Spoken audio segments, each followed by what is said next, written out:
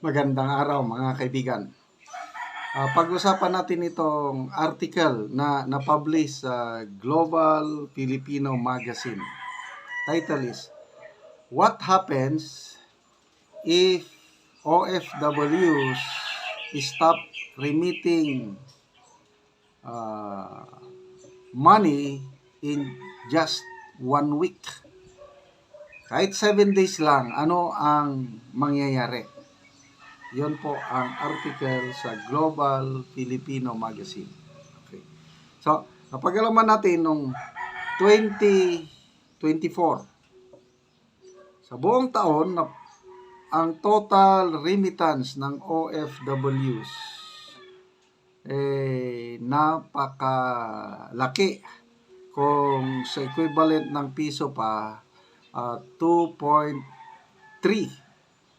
trillion pesos or 38 billion dollars. So, halos one-third sa budget ng Pilipinas for 2025. So, kung tutuhanin ng mga OFWs na in just 1 week, paano kung maging 1 month o 1 week lang? Yung March 28 to April 4, ano ang mangyayari? Ito, sinamarize ko itong article ng Global Filipino Nation. Number 1, it has ripple effect in economy. Yung malaking dagok sa ekonomiya ng Pilipinas pag tutuhanin itong plano ng OFWs na hindi magpapadala ng pera.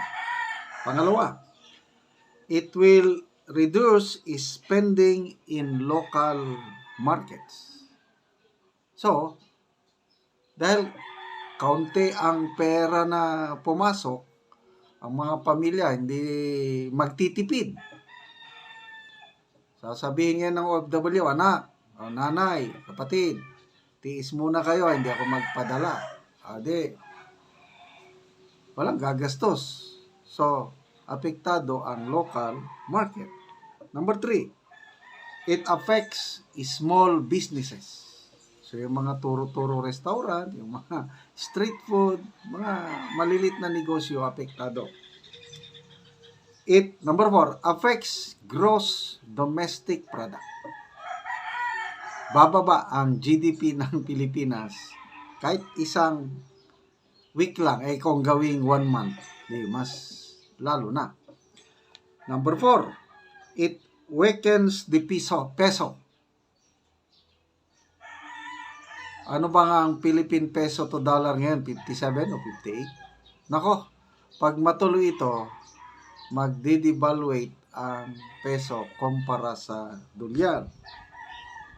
Then, number 6, tataas ang inflation. Lalong magmamahal ang presyo ng bibilin. And then, number 7, it affects banking industry. Kasi mga bangko ang tatanggap sa mga papadala, maapektuhan ang banking industry. Yun ang mangilan-ilan sa mga epekto kung tutuhanin itong plano ng OFWs na hindi magpapadala even just for a week. Okay, may nabasa ako na comments, Yes, Michelle Mercado, sabi niya, yes to zero remittance from Oman, OFW. Zero remittance for 6 months for me. Nako, ito na sinasabi ko. Marami akong nababasang comments. 1 month, hindi sila magpapadala. Ito, 6 months, sabi niya. My family can live without my money. Christine Dimaon. Yes to zero remittance. My money, my rule. Kung gusto nyo magpadala, go ahead. Di naman tayo BBM government para mamuwersa at manakot.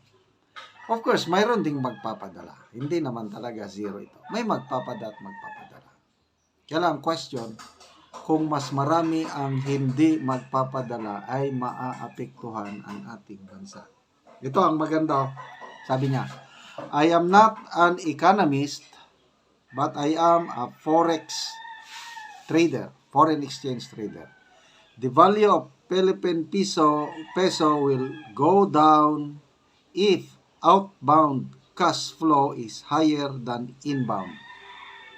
It will affect more if Philippine government is paying 100 millions or billions US dollar as external debt or obligation.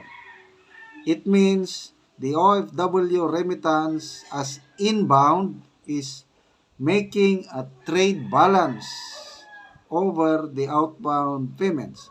Without OFW remittance, the value of Philippine peso is going to the worst.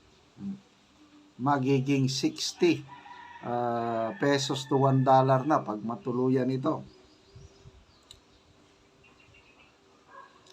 R. Craig Siligma, this is what we want. If this is the way they will hear our voice to bring back PRRD, so be it. Richard, so pabor sa mga OFW, no remittance for 1 month. Exchange rate will go up, maybe $1 will go as far as 60 to 70 pesos. Bandy Ken, sabi niya, indeed, peso will rise up to 60 per $1. Yeah, poros, yes to zero remittance, yes to zero remittance. Ang iba kasi itong si Secretary Enrile, sinasabi niya na may nag-advise daw na tao ba o grupo sa mga OFW na huwag magpadala.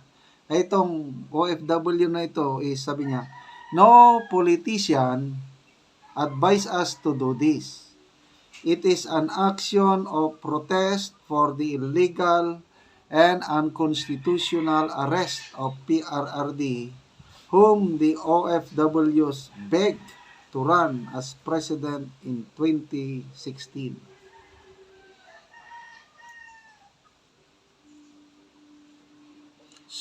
Hi, Ren Park. Support to Zero Remittance Week. Yes to zero remittance. Oh, yes to zero remittance. Oh, ito. May Daguman. I inform already to my family, no padala sa 28. Yan. Sinasabihan na lang. Kaya wait lang. Go lang sila sa account nila muna. Yes to zero remittance. Daming nag-yes. Oh, yes. So, hindi naman talaga zero. But mas marami, in my opinion, ang hindi magpapadala. So, good luck na lang. This is a way for our OFWs to voice out their protest. Salamat sa pagsubaybay nyo mga kaibigan sa ating channel. Nakakatulong kayo ng malaki sa tribong Talaantig sa Bukidnon dahil ang sweldo natin, tinutulong natin, namimigay tayo ng yero at pako para ma-repair ang sira-sirang bahay ng Talaantig sa Bukidnon. Panoorin nyo ang video na ito. Muna ni katong walay bana. Gitabangan siya sa iyang mga masamong, karon nakabalay na gid siya kadtong na gid ay iyang balay. Guba na gid kaayo, so karon muna ni ang nahatag siya nga yero og nakaatop na gid siya og maayo na gid ang iyang atop. Og karon unsa ang imong ikasulti nga natagaan na mo og yero, maayo na ang atop sa Salamat sa Ginoo nga natagan na gid ang akong mama og inabang. Salamat sa nagtanaw sa video. Dinaabot ta mapadayon pa ang inabang kay daghang pa ang nanginanglan. So daghan salamat sa Ginoo unta mapadayon pa. Oo. Karon nga maayo na. O di ba gausara mo si mong mama, so karon maayo na ang inyong balay. Gausara ni iyang mama, karon kay mama walay bana. So karon gitabangan lang gud ang iyang mama sa unsa igsuon na nimo? Mama na. Masamong na nimo ka nang ga. Igsuon Oo. o agaw. Oo. So gitabangan ra gyud siya kay naluyan siya.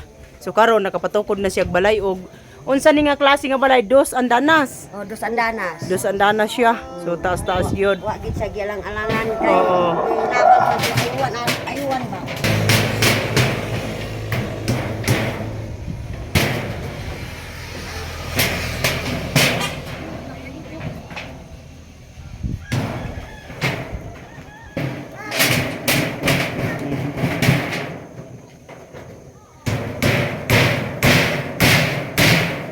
Salamat nadatanaw sa YouTube nga nabangan na gid ni. Oo. O salamat sa naghatag og ginabang napunta nga na ay sunod nga manginanlan matagaan pa gyud. Oo, kay daghan pa nanginahanglan. Oo, ug maayo pud ang inyong balay kay kuha na siya. Hapit na pud mahuman og atop. So karon mahuman ra ni. Oo. Maman ra. Oo, di na mo matuluan. Og sige, salamat. Salamat kayo.